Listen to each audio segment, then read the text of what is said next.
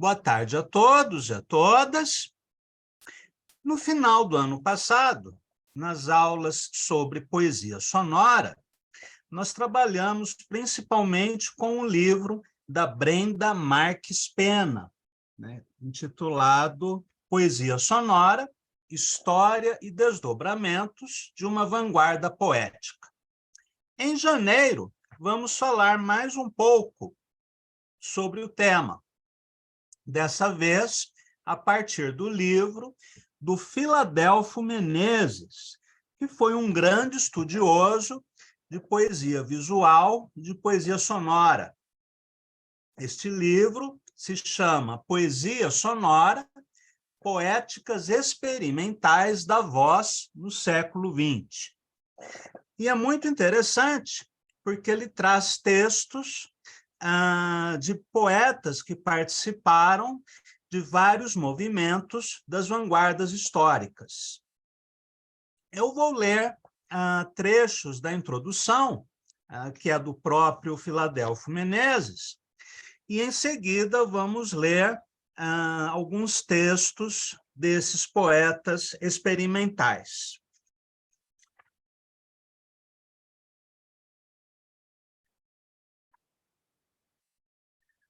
A poesia oral das vanguardas. A poesia fonética das vanguardas históricas apresentou várias formas de manifestação, todas elas baseadas no uso do aparelho fonador humano. No inaugural futurismo italiano, despontaram a declamação agitada e exaltada de Marinetti, a língua onomatopaica de Fernando de Perto, a poesia pentagramática de Francesco Cangiulo, irmãs sonoras das Tavole Paroliberi, visuais, e das Parole in Libertà, do futurismo italiano. A proposta futurista fundou-se na ideia de simultaneísmo da manifestação estética, em substituição ou radicalização da noção simbolista de sinestesia, não mais se dirigir a um sentido para traduzi-lo sensorialmente por outro, mas direcionar a obra a vários sentidos, visão, audição, tato, simultaneamente, de modo a integrá-los e compô-los.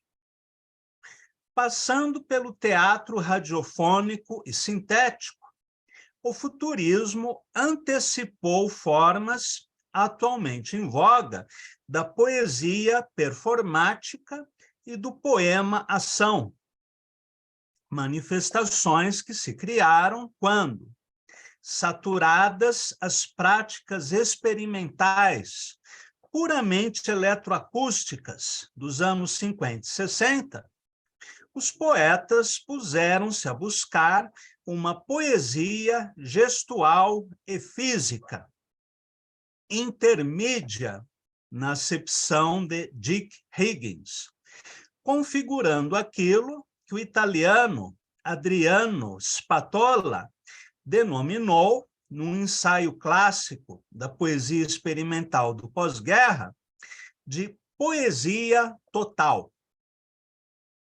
A poesia ótico-fonética do Dada, surgida das recitações nonsense e encantatórias de Hugo Ball no Cabaret Voltaire, de Zurique, em 1916, tem como antecessora direta a poesia de Christian Morgenstern e Paul Scherbart, e traz uma marca indelével do expressionismo como resposta à crise do espírito alemão e da sociedade europeia, na época da Primeira Guerra Mundial, quando houve uma séria crise de valores e de identidade, sobretudo entre os artistas e intelectuais europeus.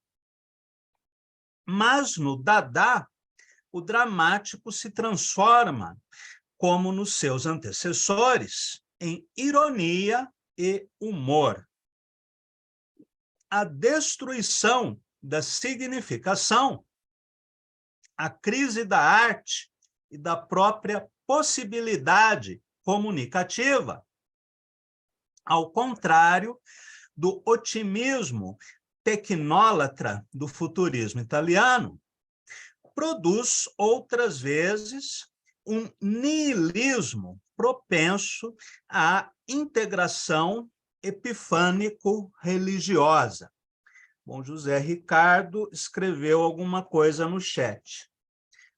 Futuristas italianos que vai usar partitura musical e escala pentatônica para escrever o poema. Achei muito interessante esse experimento para girar o compasso para a sonoridade pura do poema. Sim, é muito interessante. E não foi uma exclusividade futurista, embora eles tenham teorizado mais a respeito. Ao contrário do dadaísmo. Isso porque o futurismo, como movimento de vanguarda, tinha um sentido utópico, ainda que um sentido utópico negativo, né? Alinhado com o fascismo, do mesmo modo que o surrealismo francês e o cubofuturismo russo também foram movimentos utópicos, mas já em sentido contrário, né? De orientação marxista. Agora, o movimento Dada foi um movimento de desencanto radical com a sociedade, a cultura e a civilização. Eles não tinham em vista nenhuma proposta de sociedade, nenhuma proposta de arte. Daí, justamente, esse caos, né, deliberado do dadaísmo, ainda que tenha sido um caos criativo, inventivo, que trouxe muitas contribuições estéticas importantes, mas o dadaísmo acabou se esvaziando e se dispersando em poucos anos, justamente por esse caráter nihilista. Prosseguindo. O Zaun, agora na União Soviética, denominação do setor mais radical do futurismo russo, trabalha contemporaneamente ao Dada a mesma proposta de linguagem sem sentido, de palavras destituídas de significado, como nos mostra um manifesto assinado por Alexei Krutchonik, que vamos ler daqui a pouco. Contudo, parece possuir um maior teor organizativo, ao menos na intenção, talvez em função do contato direto com as pesquisas rigorosas do formalismo russo. Vamos pensar, por exemplo, no construtivismo, né? Que antecipou o concretismo, tanto na poesia quanto nas artes visuais. Então, se havia um certo grau de anarquia, né, de liberdade caótica nessa invenção de sons abstratos, a maneira como os poemas eram construídos obedecia a um certo rigor arquitetônico. Uma conciliação entre o acaso, o arbitrário, o caótico e o pensado, o planejado, o construído. Bem, se o Dada se baseia na linguagem das crianças. A própria palavra Dadá recorda a primeira palavra, né, geralmente dita pelos bebês.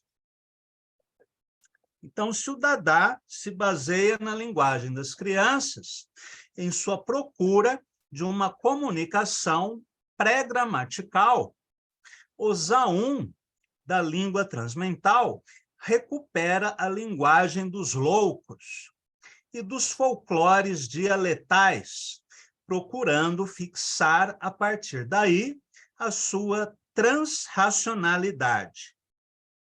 Não apenas isso, a Klebnikov, que foi o principal cultor da linguagem transmental, foi também um estudioso de línguas orientais.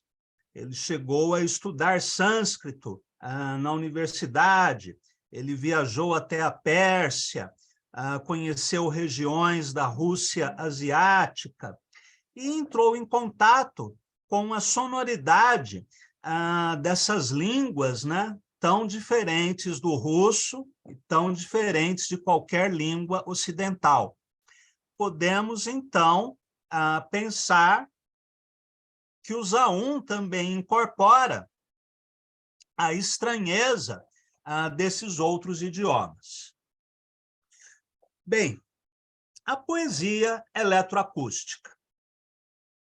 Com o surgimento dos estúdios eletroacústicos, nos anos 50, a poesia oral das vanguardas dá lugar às potencialidades de modificação tecnológica do som vocal, com efeitos de repetição, alongamento, contração, sobreposição de fonemas nunca antes ouvidos. Um poeta sonoro, num estúdio de som, dispõe de uma infinidade de recursos, né, para a sua criatividade. Os poetas denominados, então, sonoros, associam-se aos músicos concretos e eletroacústicos, especialmente na França, com Pierre Boulez, por exemplo, dando sequência à tradição experimental de Pierre Albert Birot, Michel Seufort, autor de poemas sonoro-visuais em parceria com Mondrian, e o surrealismo radiofônico de Artaud. Poetas como François Dufresne e Henri Chopin unem-se a músicos como Pierre Henry para a produção de trabalhos que recolocam em discussão os limites entre poesia e música. Se as vanguardas históricas haviam mantido uma marca nítida da poética em seus experimentos sonéticos, ainda que em ruptura com os cânones clássicos, e uma distinção mais ou menos clara entre poesia e canto, a poesia sonora e as músicas concreta e eletrônica pareciam buscar, ao contrário, o definitivo cancelamento de suas diferenças, assim como a poesia visual, em determinados momentos, se torna indistinguível das artes visuais.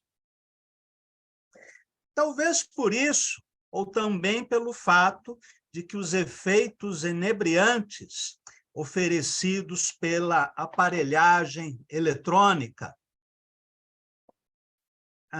causaram uma ressaca durante a própria festa, a estação da poesia sonora foi tão efêmera quanto os movimentos vanguardistas. Restou a impressão de que todo avanço técnico que se conquistava aceleradamente apenas facilitava a produção dos mesmos efeitos sonoros de sempre e já rotinizados. Restou a ideia de uma poética vocal definitivamente colocada em contato com invenções tecnológicas, mas também a constatação de que a confecção de efeitos técnicos sensoriais fora de uma organização compositiva que lhes dê função se esgota no próprio nascedouro. Sobretudo, restou uma nova distinção possível entre poesia e música, distinção não mais feita com base nos códigos. A poesia é a arte do verbal, a música é a arte dos sons. Mas uma separação dos métodos e fins que se põe no uso desses códigos. A poesia sonora, lato sensu, teria por método a experimentação com aspectos sonoros do código verbal, distintamente da fala cotidiana, da declamação tradicional e da poesia musicada, tendo por referência histórica as vertentes foneticistas das vanguardas poéticas e, por finalidade, a criação de complexos sonoros com intenção de comunicar jogos conceituais que substituam a comunicação de significados verbais do texto tradicional. A música concreta e eletrônica teria por método a organização de qualquer som, incluindo os de origem vocal, visando predominantemente sua propagação eufônica, ainda que a concepção do que vem a ser eufonia tenha mudado com toda a música do século XX. Aquilo que um século atrás seria considerado barulho, a partir de Schoenberg, Stravinsky, Béla Bartók, passou a ser considerado música com qualidades eufônicas. E a própria produção da eufonia pode lançar mão de elaborações conceituais para se realizar. Particularmente interessante, a essa época, é a experiência do casal Garnier, Ilse e Pierre, que envereda por um revigoramento dos aspectos físicos do corpo. O sopro vital, a voz sussurrada em seu nascedouro, como produtor do som poético, distanciando-se já do procedimento das propriedades maravilhosas da tecnologia e apontando para uma consequente revalorização espiritual do fazer, da poiesis, como manifestação do indivíduo criador. O que o Filadelfo Menezes diz nesse último parágrafo, eu acho particularmente importante, porque além do aspecto tecnológico, a poesia sonora pode trabalhar com os aspectos físicos mesmo, da voz e do corpo humano, dando uma fisicalidade ou uma corporeidade ao poema sonoro. Pois bem, não é fora de sentido, nem de lugar, aventar a hipótese de que uma renovação vanguardista, talvez, mas já sem o totalitarismo exclusivista das vanguardas históricas, da poesia sonora, física e intermídia, à medida em que os poemas se afastem da linhagem esgotada do mero efeito sensorial acústico performático ou tecnológico, para buscar acentuar modos organizativos desses efeitos, com finalidades conceituais, semânticas. Pensar por sons, mesmo não verbais, assim como a poesia visual intersígnica, propõe pensar por imagens, retomando, de certa maneira, a tradição esquecida da ideografia, dos hieróglifos e dos gestos, estágios históricos porque passaram todas as línguas, em que a associação metafórica se coloca como nova racionalidade, distanciando-se tanto da irracionalidade sensorial da experimentação pós-moderna, esvaziada de significados, quanto da lógica racional e linear da escrita, cuja significação se assenta em convenções e intermediações anuladoras da sensibilidade e da percepção estética livres. Aqui o Filadelfo Menezes termina a sua introdução. Uma coisa importante que ele diz, né, na minha opinião, é que a poesia sonora não pode se diluir no simples uso da tecnologia. Se nós formos a um estúdio de som, nós teremos lá toda uma infinidade de recursos, né?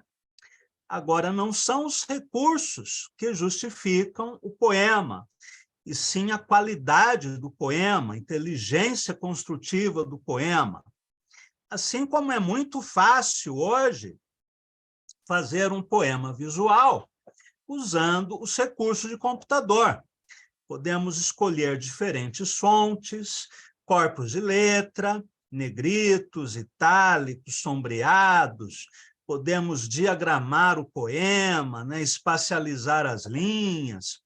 Tudo aquilo que era extremamente difícil nos anos 50, quando surgiu a poesia concreta, hoje é muito fácil. Daí que fazer um poema visual, um poema concreto, hoje, é tão desafiador quanto escrever um soneto ou um haiku. E a mesma coisa acontece com a poesia sonora, que pode cair facilmente numa certa gratuidade, num facilitarismo, né? E o que o Filadelfo propõe é outra coisa, o poema sonoro pensado como algo construído, algo orgânico, e não como uma simples brincadeira de estúdio. Muito bem. O livro de Filadelfo, na verdade, é uma antologia de manifestos das vanguardas históricas, manifestos relacionados à poesia sonora. Eu acho que é interessante nós lermos alguns desses manifestos para ampliarmos a discussão e os conteúdos que apresentamos nas últimas aulas. Eu vou começar lendo a Declaração da Língua Transmental, de Alexei Kruchonik, que foi um dos integrantes do movimento cubo-futurista russo, nas décadas de 10 e 20, ao lado de Mayakovsky, de Khlebinikov, né, e outros poetas.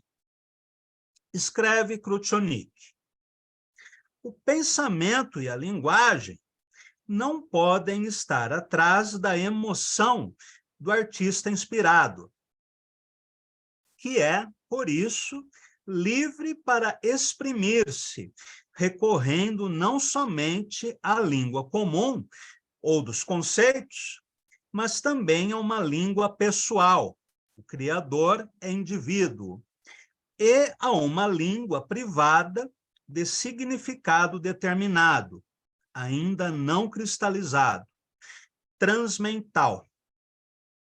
A língua comum põe impedimentos. A livre permite exprimir-se com maior intensidade. Por exemplo, aqui ele vai citar uma frase transmental. Go osneg kajdi. O zaum é a forma poética primigênia no sentido histórico e no indivíduo. Na origem, há um movimento rítmico musical, um proto-som, que o poeta deveria registrar, pois que pode ser esquecido no desenvolvimento do trabalho. A linguagem transmental determina uma proto-imagem transmental e vice-versa, que não pode ser exatamente definida. Por exemplo, imagens amorfas, como o bicho-papão, a górgona, o lobisomem, a bela e sedutora Ilanjali, a Vosca e Nesbosca, etc. Aqui é interessante, porque ele estabelece essa relação, né, entre a poesia sonora e a poesia visual. Inclusive, há alguns exemplos disso na própria poesia de Krutionik. Eu vou mostrar para vocês algumas coisas que estão naquela antologia da poesia russa moderna, né, organizada pelo Augusto e pelo Haroldo de Campos, e pelo Boris Schneiderman.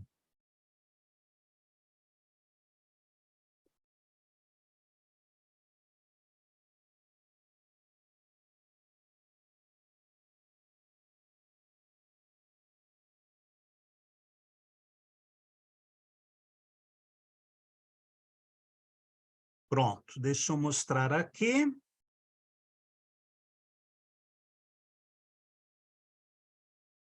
Então, esse é um exemplo, né, de um poema visual e sonoro de Krutionik. E vamos ver mais um exemplo.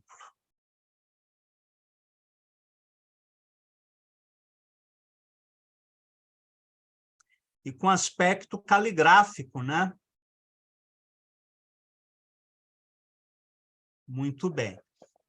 Mas vamos continuar a leitura do manifesto. Leremos ainda alguns poemas pronunciáveis de Krutionik.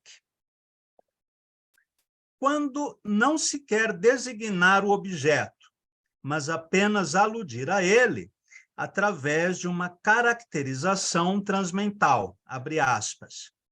Ele é um tipo assim, possui uma alma quadrangular, fecha aspas. Eis como palavras comuns são usadas em sentido transmental. Isso vale também para os nomes e sobrenomes de fantasia de personagens, para os nomes de povos, localidades, cidades, etc. Quando se perde a razão, em casos de ódio, ciúme, furor, e quando não há necessidade da razão.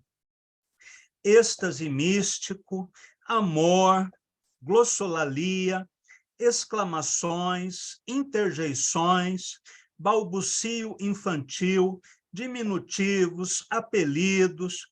Este tipo de zaum é difundido abundantemente nas obras de escritores de qualquer tendência. Poderíamos acrescentar as onomatopeias. O zaum acorda e libera a fantasia criadora, sem ofendê-la com referências concretas. Com o significado, a palavra se contrai, se contorce, se cristaliza, enquanto o zaum é selvagem, inflamado, explosivo, paraíso selvagem, línguas de fogo, carvão ardente. Deixa eu ver o que o José Ricardo escreveu. Apesar do cidade, cite, cité, do Augusto ter um significante, até chegar ao final do poema, é quase um zaum. Sim, porque a leitura é muito rápida. Então, para quem não presta atenção, né, nas sílabas que são quebradas, né, de palavras dicionarizadas, parece um amontoado de sons sem sentido. Mas aqui o Augusto faz uma operação de recorte e colagem, né, de pedaços de palavras, né, pronunciadas, né, num ritmo acelerado, que causa, sim, um efeito semelhante ao do zaum. Bem, assim, é necessário distinguir 3 formas fundamentais de criação verbal. Primeira, a transmental, os cantos mágicos, exorcismos, encantamentos, a revelação pelo nome ou imagem de coisa invisível, misticismo, a criação verbal, fonético, musical, instrumental, textura sonora. 2, a criação racional, o oposto da loucura clínica, cujas leis são definidas pela ciência, enquanto aquilo que ultrapassa o conhecimento científico retorna ao campo da estética transracional. E 3, o transracional, o alógico, o casual, a instabilidade, a combinação mecânica de palavras, erros, pastel, lapsos. Pastel em jornalismo é quando, por exemplo, você quer escrever a palavra elefante e sai escrito elegante. Aí a gente diz que houve um erro, né? Um pastel. Retornam dessa forma, ainda que parcialmente, os deslizes sonoros e semânticos, sotaques nacionais, o balbucio, a imitação da linguagem infantil, etc. E, por fim, o zaum é a mais sinestésica das artes, seja pelo tempo de fruição que pelo de reproposição, assim como pela sua forma. Por exemplo, cuboa, show, bo, ro. O zaum é a mais universal das artes, ainda que sua origem e seu caráter primigênio possam ser racionais. Por exemplo, urra, ou seja, aqueles sons que nós usamos para expressar determinados significados, ainda que não sejam palavras dicionarizadas. As composições transmentais podem constituir uma linguagem poética universal de tipo orgânico, não artificioso como o Esperanto. Muito bem, esse é o manifesto, né, do Krutchonik. Vamos ver agora alguns poemas, mais alguns poemas, né, do próprio Krutchonik, e, em seguida, mais algumas coisas. Aqui, por exemplo, deixa eu só encontrar no livro.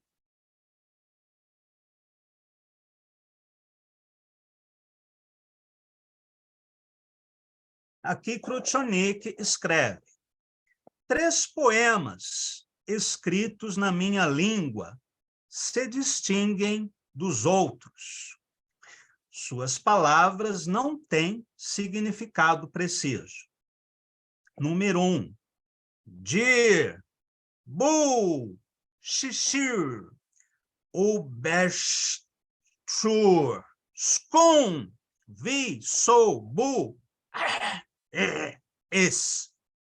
Número 2, front, it, não discuto, amo, língua negra, era assim com as tribos selvagens. Número 3, tá, sa, mai, ka, ra, bau, sain, si, yu, dub. Hadub, mola, au. E interessante que aqui Crucionic mescla palavras dicionarizadas, né, com palavras inventadas. Aliás, um procedimento que será utilizado também pelo próprio Klebnikov. Eu acho que eu tenho mais um poema dele aqui. Bom, este é impronunciável, mas eu vou mostrar mesmo assim para vocês.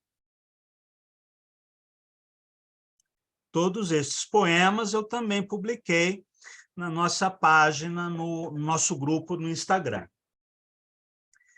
Muito bem.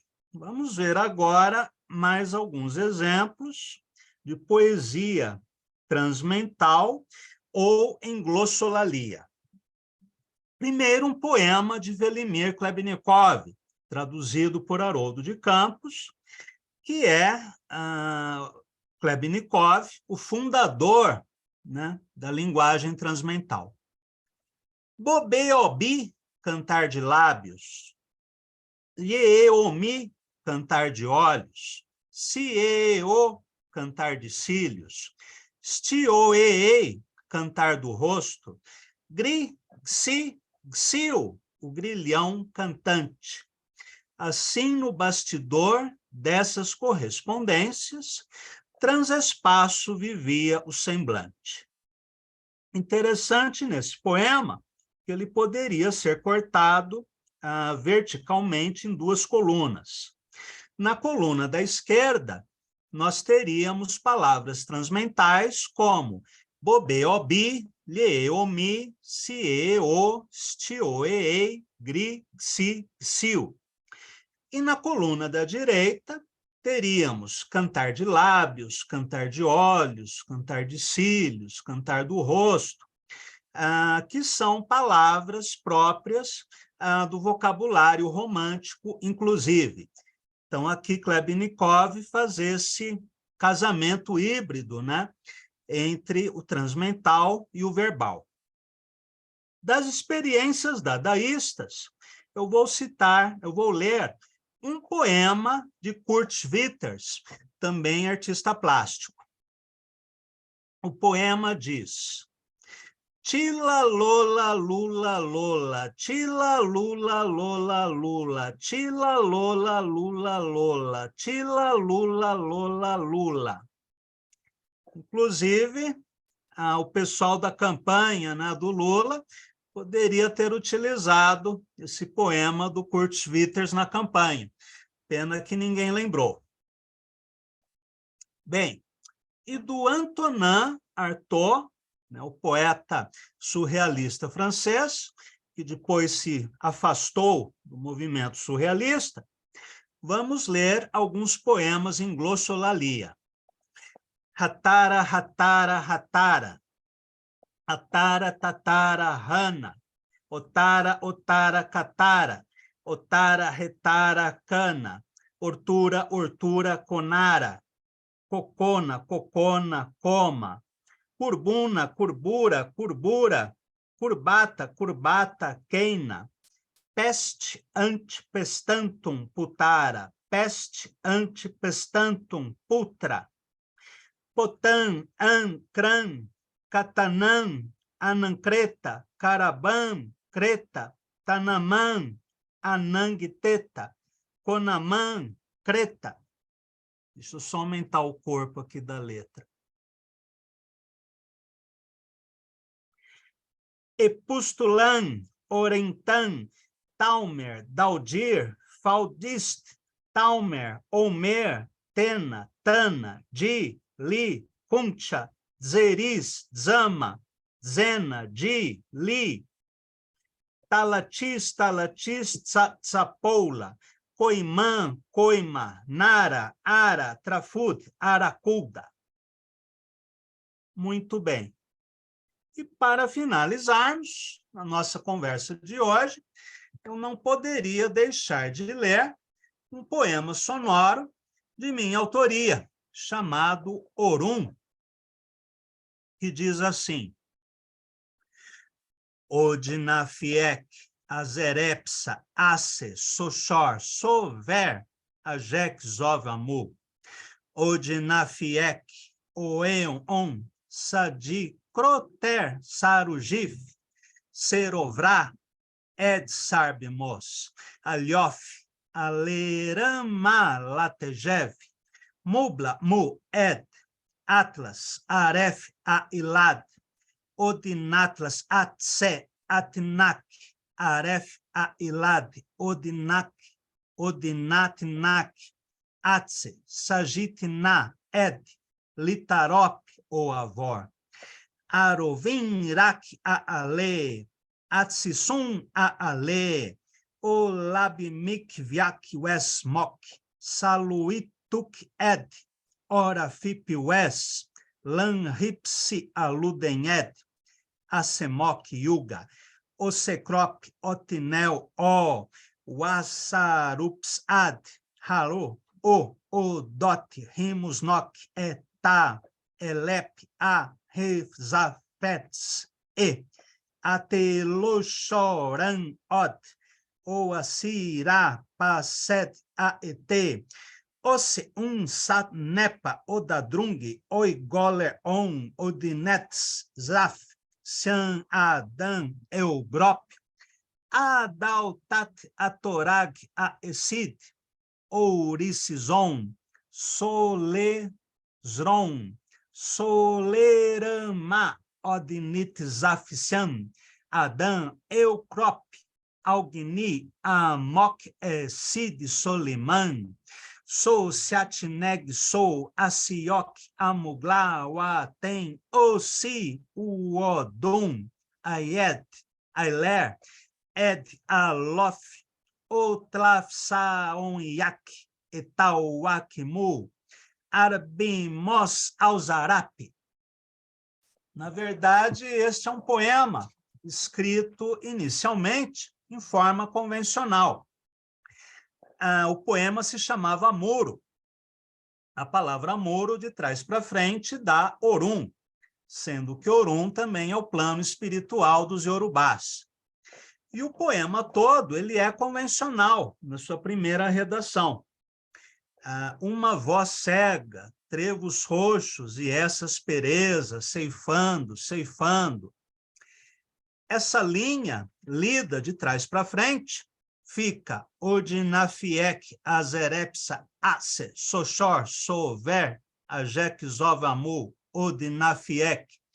Então, eu pego um verso, um poema, na linguagem convencional, né, racional, e escrevo esse poema de trás para frente.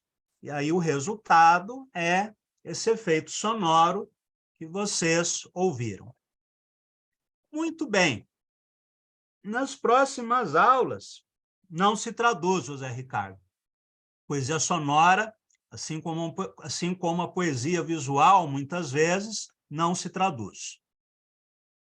Nas próximas aulas, vamos falar mais um pouquinho sobre os manifestos das vanguardas históricas relacionadas com a poesia sonora e finalizaremos o curso com um pequeno estudo sobre a tradução intersemiótica.